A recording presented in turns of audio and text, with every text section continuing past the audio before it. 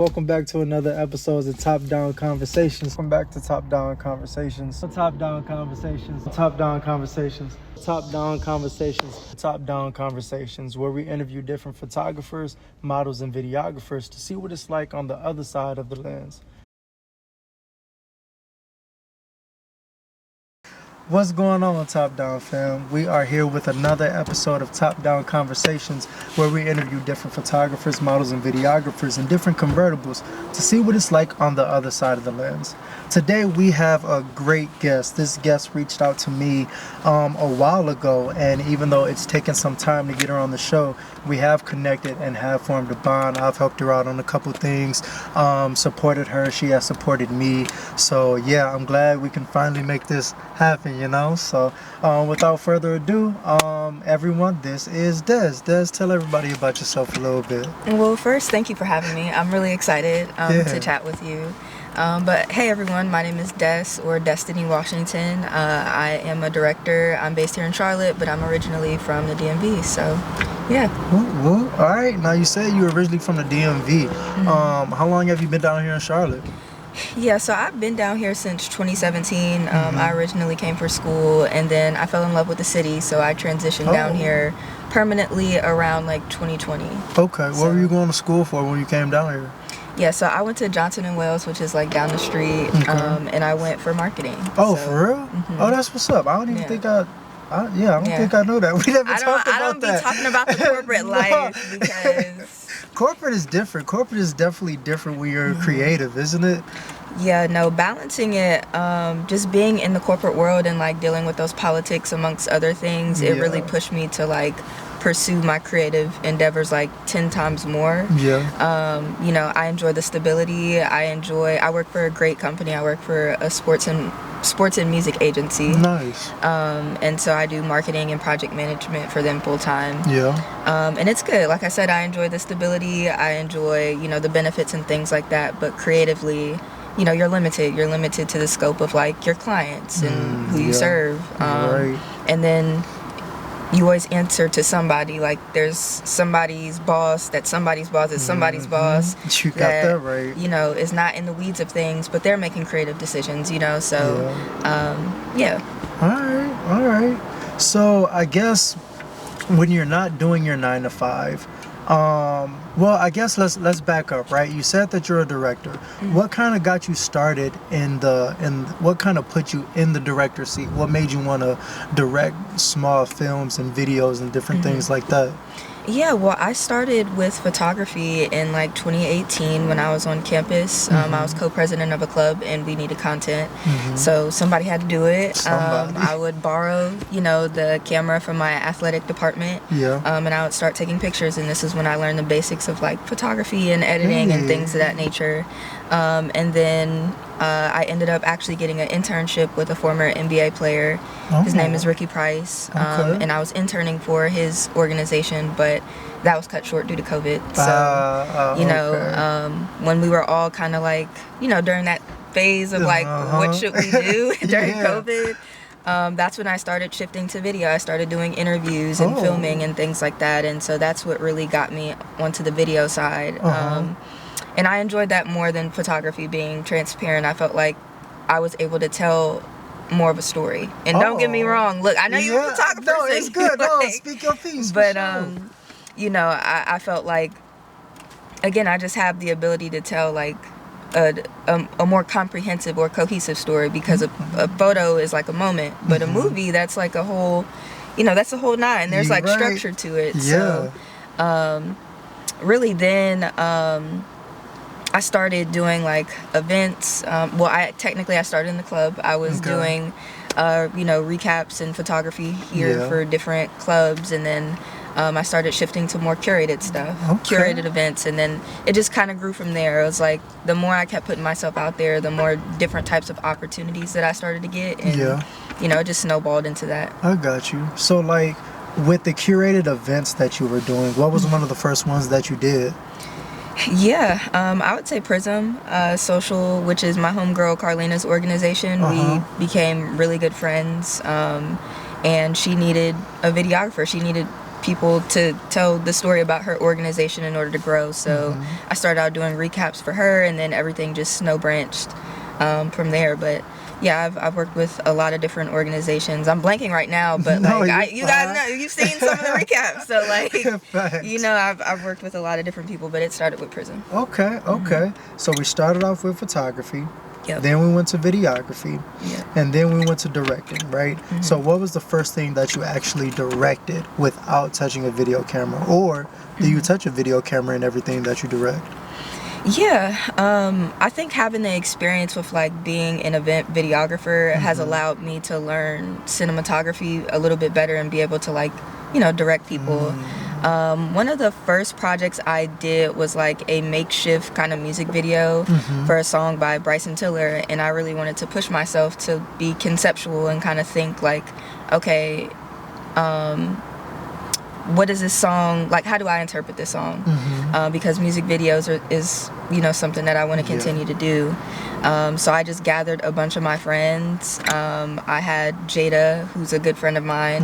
I had her be the DP, and I was directing. I put together the shot list. I directed the actors and everything like that, and that was in 2022. Okay, all right. But yeah, I've definitely shifted to more of just being in the director's seat, and just putting you and like Bradford and like all of the other creatives that we know in position to be more of like the DP. Like a part of just directing in general is just learning to offsource and offload. So yeah, you can't do everything. How is that? Learning to offsource and offsource and offload. So like for me, I do a lot of things myself, and I find it hard to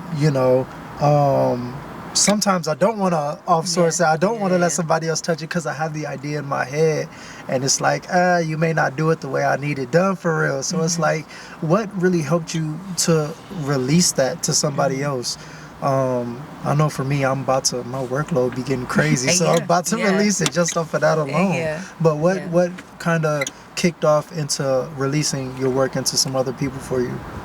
Just my growth. There's a quote that's like, if you want to go fast, go alone. If you want to go far, then you need a team. And I started noticing, again, I'm getting more opportunities. They're paid. I can't do everything myself. Like, it's impossible for me to shoot, direct, do the lighting, do all the logistics, edit. Like, it's a lot. And so also just being able to trust people, like your Instagram and getting to know you has given me enough trust to, at least for me, to know that you're gonna come and you're gonna do the right thing. Like, you're gonna do your job, you're gonna do your part.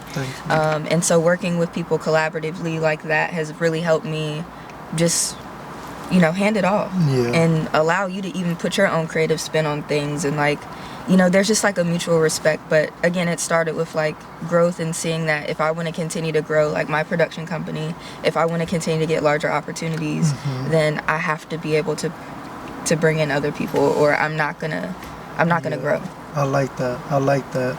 And it's like, I feel like sometimes a lot of people think they can do it all on themselves or by themselves, but they can't. Right? Even with me, I got KJ. KJ be helping me a lot. Thank you, KJ. Outside of that, reaching out to the people with the cars. Shout out to Shaun letting us use his 442 today. What up, Shaun? So, I agree with you. It does take a team. But building that can also be difficult. Like you said, you do need to look at their background, see what their work is like, see what their Instagram is like, see what their portfolio is like, to make sure that they have the skill that you're looking for. But also, chill with them, build that trust with them, see how they are as a person, to see if y'all even mesh together like on a personal level before y'all can on a business level. That's what I try to do sometimes. That I don't know if that's always gonna be the case, but getting that interaction with people, that's definitely good. So what's one project that you got working on right now that you're this is good, I like this one makes me feel good, I can't wait till this one is done? I have a couple of things.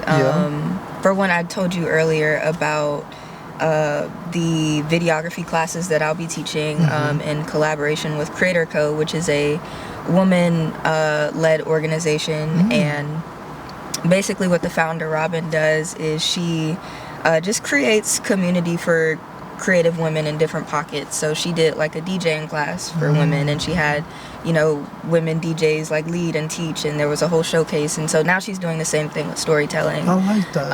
And so in terms of like that rollout, we'll be doing a little bit of promo for that. Yeah. That'll be starting soon, and then the workshops will be in December. Gotcha. But that's really one thing I'm passionate about, because there is a gap, you know, just within production in general. It's very white male dominated. Yeah. And so, you know, just being able to teach, you know, other predominantly black women just about the basics of filmmaking and, you know, storytelling and things of that nature, I think, for one, it's not only going to be fun, but I know it's going to be helpful, and I can't wait to see, you know, what people create and how they go on and be great. I like that. I really like that. You know, with us being creatives, there's so many ways that we can pour into other people, right?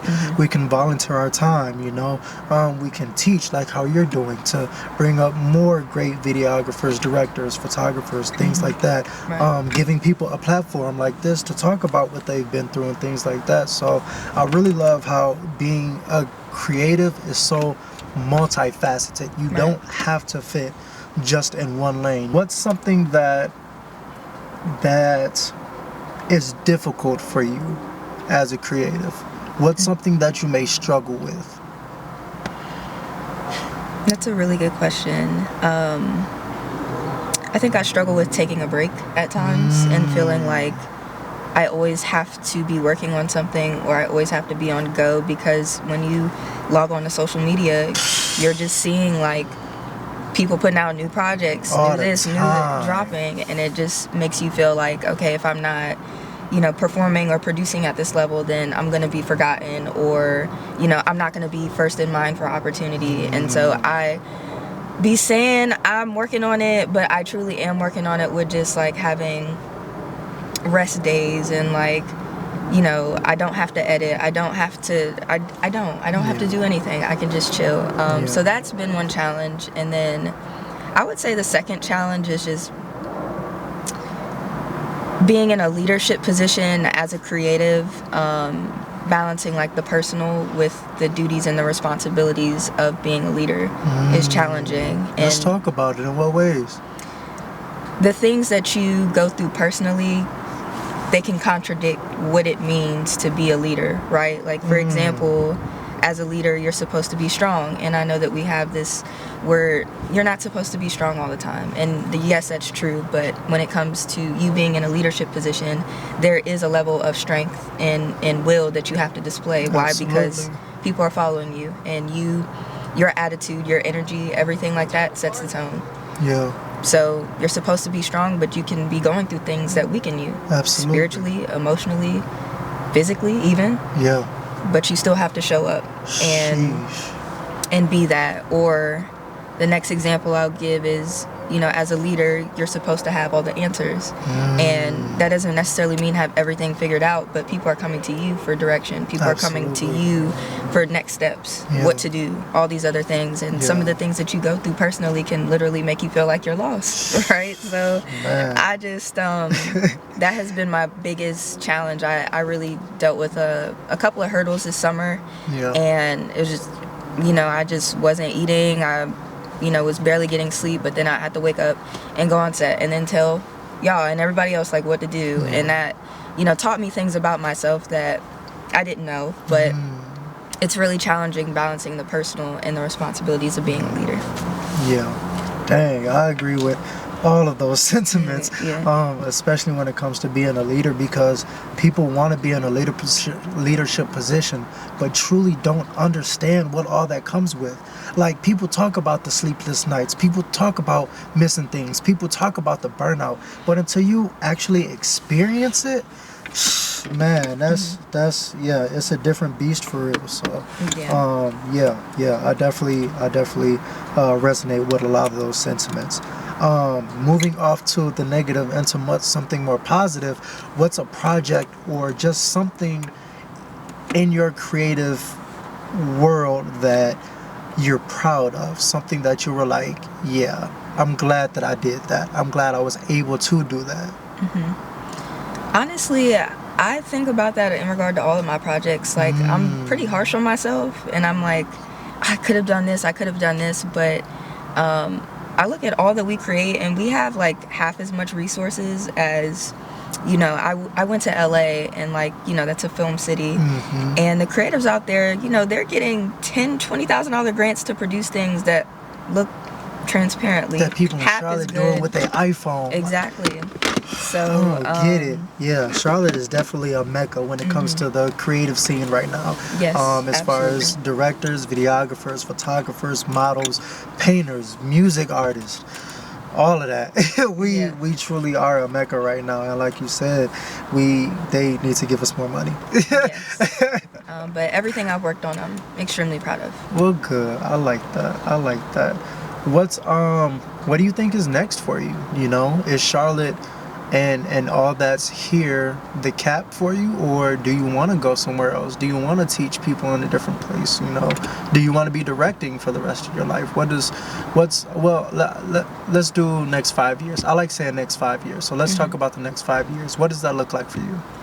Yeah, so I think that because I'm young, I am open to going to other places, but I've built my foundation here. I'm still building that, and I believe that, you know, in regard to Charlotte, our talent just can't keep leaving. You know, we have to, I'm not saying we have to, but I think it's good for those that are here and are building things to stay, to be able to contribute and help grow the city and the creative economy and market. This is what attracts more talent. This is what attracts people to come and experience our city and our services and pour into our economy when we have people here that are doing the things. And if everybody feels like they have to go to New York, they have to go to LA, and they eventually make those moves, and who's going to be here to, like, you know, continue to uproot. So I do want to stay here for a couple of years. When I went to LA, it was so fun.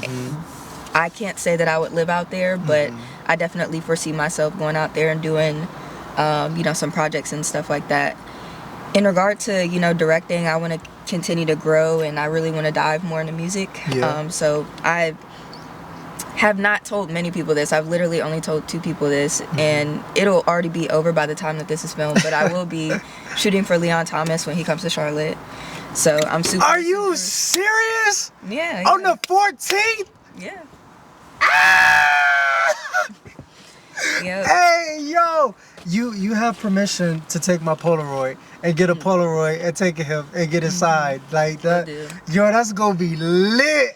Yes, so I'm super excited about that. Yeah, it was facilitated through my job. So well, that's what's up. If you need some help, you know you can call. Right? I got y'all. We gotta work on it first. No, you good. I'm super happy that you got the opportunity though. That's fire. Thank you. I appreciate that. But yeah, just getting into more music. I want to do, honestly, less event recaps, unless, you know, the events are more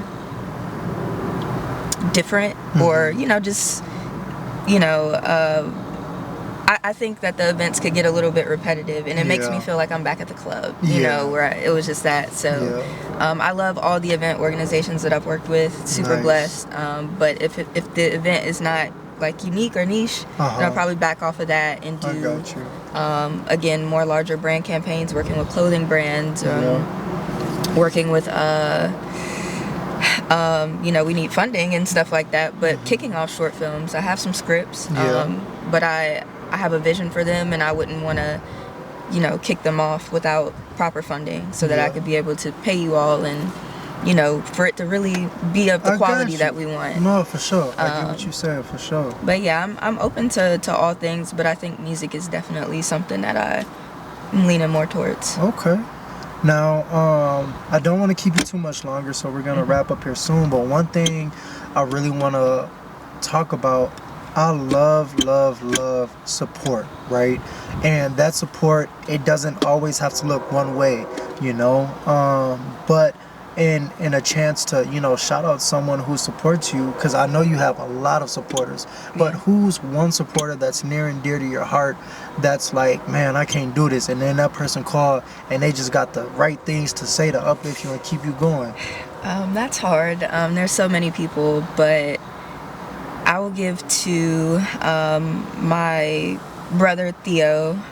He's super supportive of everything that I do, literally lifts me up in every moment, whether it's, you know, just giving me pep talk or, you know, just reposting my work. And he's not he doesn't like creative stuff at all. Oh, wow. But he like, you know, he'll repost and like everything that I do. And then I also have to shout out Carlina again, because again, she was one of the first people to give me an opportunity to shoot, to edit, to really learn, you know, my style, and you know how things have evolved now is because I had those opportunities. And a great friendship blossomed from that. But you know, she was one of the first people to just give me an opportunity. So that's what's up.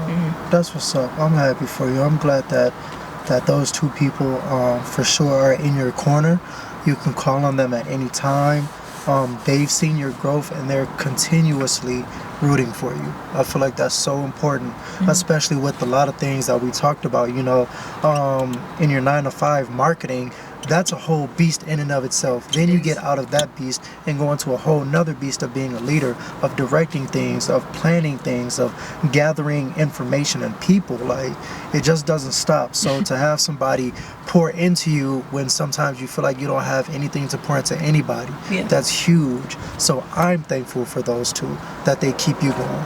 Thank you. For Thank sure. you. They're great. Absolutely. They're amazing. So but yeah, I mean, I think that's pretty much it as far as, you know, the questions that I had. Did you have anything that you wanted to touch on?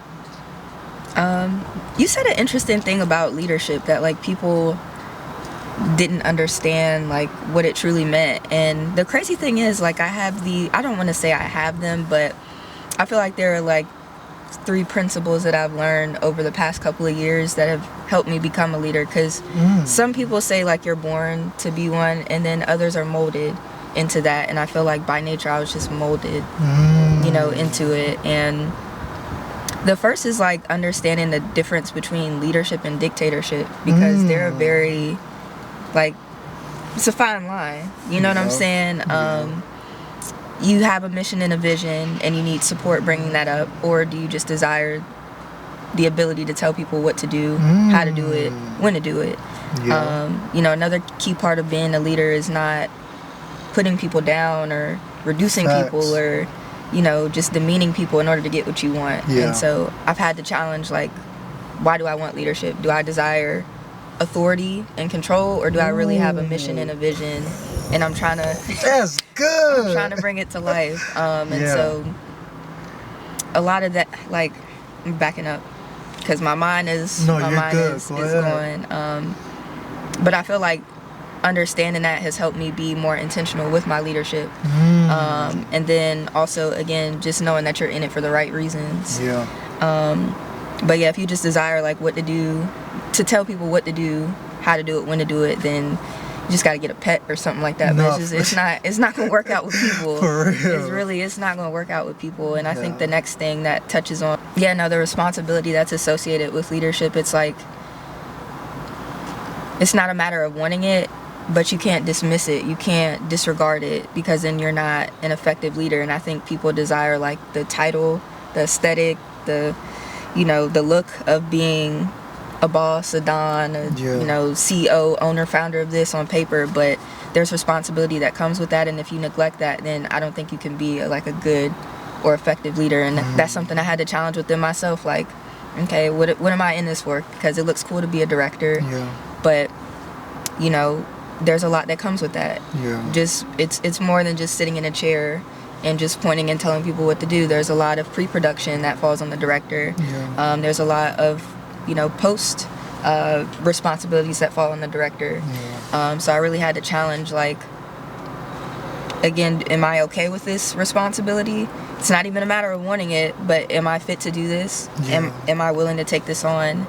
And then I'd say the last thing is like just having a mission and a vision, like having a North Star. Because if you don't have that, then how can people follow you? How can you bring people on board and get them to be successful when you have no landmark or goalpost of what you're trying to achieve or what you're trying to do? So it doesn't necessarily mean like having everything figured out, but just knowing what my mission and my vision is has helped me been able to lead people a little bit more effectively, especially when it comes to these productions. So I really feel like I had to like get all those 3 things down pat in order to become like a good, effective leader. And it's been a long time coming, honestly. I like that.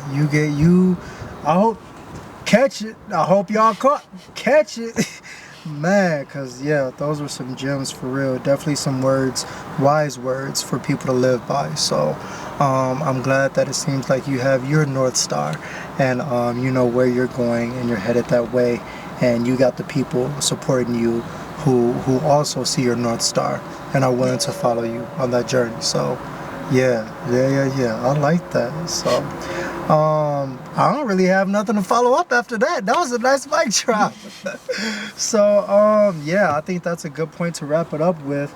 Yeah, I think we can call it good, y'all. This has been another great episode of Top Down Conversations. Des, I definitely appreciate you hopping on and sharing those wise words of wisdom with us. Shaun, we appreciate you, brother, letting us use the fofo too. All of that. So yeah, just another episode down to hopefully inspire somebody out there to be a videographer, director, to not give up, find your tribe, find your North Star. So, but until then, this has been Top Down Conversations, and we'll holla at y'all next time. Peace.